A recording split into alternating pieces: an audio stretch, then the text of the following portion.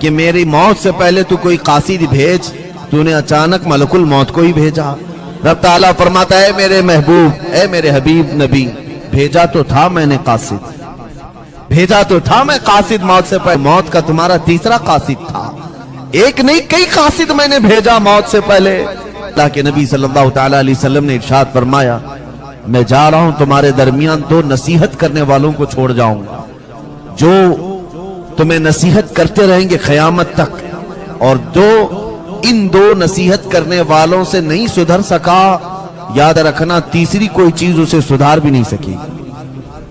اللہ کے نبی صلی اللہ علیہ وسلم سے صحابہ نے پوچھا یا رسول اللہ وہ دو نصیحت کرنے والے کون ہیں؟ حضور فرماتے ایک اللہ کی کتاب قرآن پاک ہے، یہ قیامت تک تمہیں بلاتی رہے گی، اور دوسرے موت تمہارے درمیان نصیحت بن کر رہے گی، اور یہ بھی تمہیں رب تعالیٰ کی طرف بلاتی رہے گی۔ آج تو حالات ایسے کہ موت کا خوف نکلتا چلا گیا، موت سے ڈرنا یہ ضروری نہیں لیکن رب کی پکڑ سے ڈرنا یہ ضروری ہے۔ ہمارے دلوں میں اللہ تبارک و تعالیٰ کا خوف کیسے نکلتا گیا؟ وہ صحابہ کرام رضوان اللہ علیہم اجمعین جنہوں نے رسول کریم صلی اللہ علیہ وسلم کی صحبت اختیار کی، حضور کے پیچھے نمازیں پڑھی، ظاہر سی بات ہے دنیا میں انہیں جنت کی بشارت میرے مصطفیٰ نے سنائی، اس کے باوجود صحابہ دنیا کے سب سے اچھے لوگوں میں سے تھے۔ ایک بار میرے آقا صلی اللہ تعالیٰ علیہ وسلم حجرے میں بیٹھے، صحابہ بات چیت کرتے کرتے کسی کا بات پر ہنس پڑے، ہنسی ایسی کہ آوازیں آنے لگی، حضور حجرے سے باہر نکل آئے، دیکھا کہ لوگ ہنس رہے، صحابہ سے حضور نے صرف ایک ہی سوال کیا تم میں سے کتنے لوگ ہیں جنہوں نے رب کو حساب دینے کے لیے تیاری کر لی ہے؟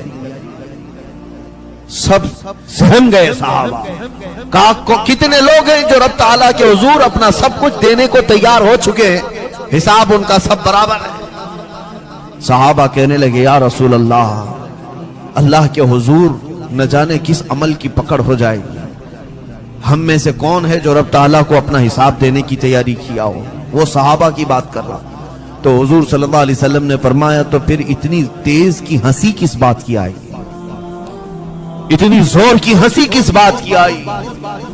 اسی طرح ہم نے ایک روایت پڑھی، امام غزالی رحمۃ اللہ علیہ نے لکھا کہ ایک بزرگ ہیں، وہ بکریاں چراتے چراتے قبرستان تک پہنچے، قبرستان میں بکریاں چرا رہے تھے، اسی اسنا میں ایک صاحب ان کے پاس آئے، ان سے بات چیت ہوتے ہوتے وہ ہنس پڑے قبرستان میں، غیب سے ندا آئی اے بندے کیا تجھے شرم نہیں آتی اس بات کی کہ ہزاروں یہاں پر عذاب الہی میں رو رہے ہیں اور تو ہنس رہا ہے؟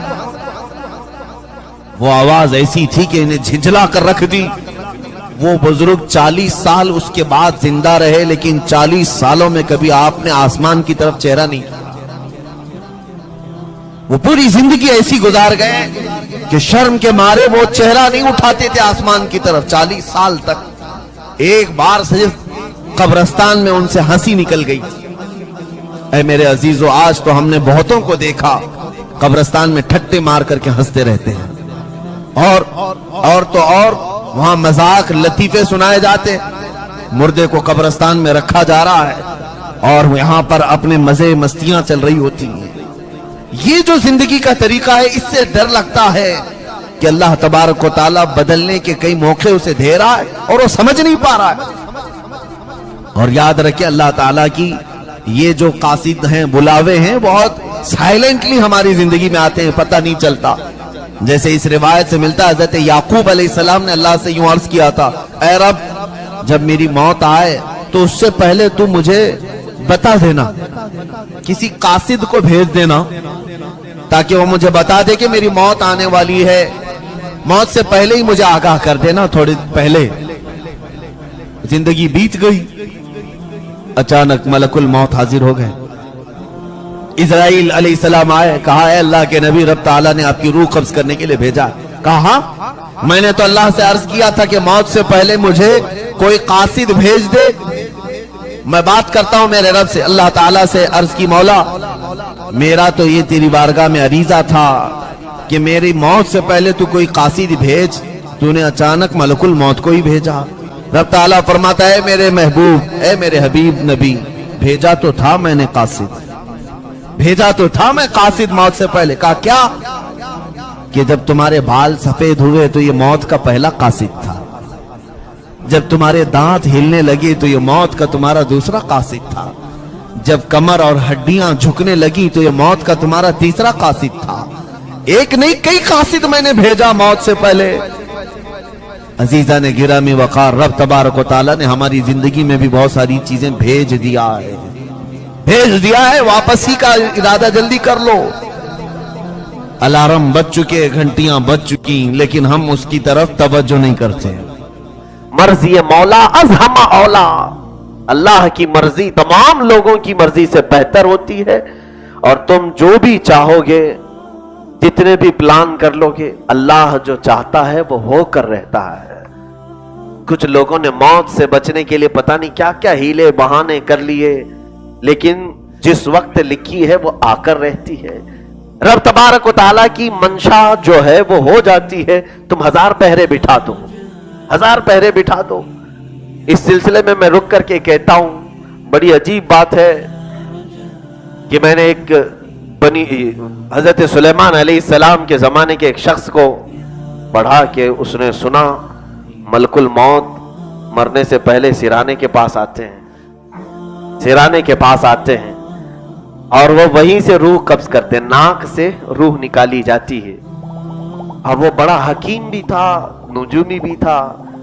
اس وقت ملک الموت جب آتے تھے تو ظاہر سی بات ہے ابھی بھی مرنے والے کو تو نظر آتے ہیں، کچھ وقت پہلے آ جاتے ہیں، اور اگر گھوم جائے اور ان کی طرف پیر ہو جائے تو پھر وہ ادھر آنا پڑے گا، ان کو یعنی سر کے پاس آنا پڑے گا۔ تو اس نے اپنے دماغ میں یہ سوچا، اگر تمہاری موت کا ٹائم 12:12 پر ہے، یہ اگر پاس ہو گیا تو پھر کبھی موت نہیں آئے گی، کیونکہ وعدہ ہے اللہ کا۔ اگر اس وعدے کے مطابق ملک الموت نے اسی ٹائم پر روح تمہاری نہیں نکالی تو پھر زندگی بھر پھر تمہیں موت نہیں آنی ہے۔ آج تک ہوا نہیں، لیکن یہ بھی قانون ہے کہ اگر وقت پر انہوں نے نہیں نکالا تو پھر تمہاری روح نہیں نکلے گی۔ اس کو یہ کسی نے کہا، موت سے پہلے بیچارہ بستر پر سویا ہوا تھا، آثار نظر آ گئے، ملک الموت کو اس نے دیکھا تو فوراً گھوم کر کے بستر پہ پیر ان کی طرف کیا، سر ادھر کر لیا۔ ان کو آنے میں کتنی دیر لگے گی؟ ملک الموت پھر اس نے آنکھ اٹھا کر کے دیکھا تو پھر سر کے پاس دکھے، پھر وہ ادھر آ گیا تو 3-4 بار وہ ادھر سے ادھر کرنے لگا۔ تو بچے تو دیکھ رہے تھے، تو انہوں نے کہا ابا کو بہت تکلیف ہو رہی ہے، بستر سے انہوں نے پلنگ سے باندھ دیا ابا کو کہ بہت تکلیف ہو رہی ہے، ادھر سے ادھر ہو رہے ہیں۔ وہ بیچارہ بولتا رہ گیا چھوڑو مجھ کو، لیکن بچوں نے مضبوطی سے پکڑ لیا تھا پلنگ پر، اور ملک الموت روح قبض کر کے چلے گئے۔ تم اپنے طریقے سے، اپنے دماغ سے اللہ کے لگائے ہوئے راستوں سے ہٹنا چاہتے ہو، اس کی منشا کے خلاف پلان بناتے ہو۔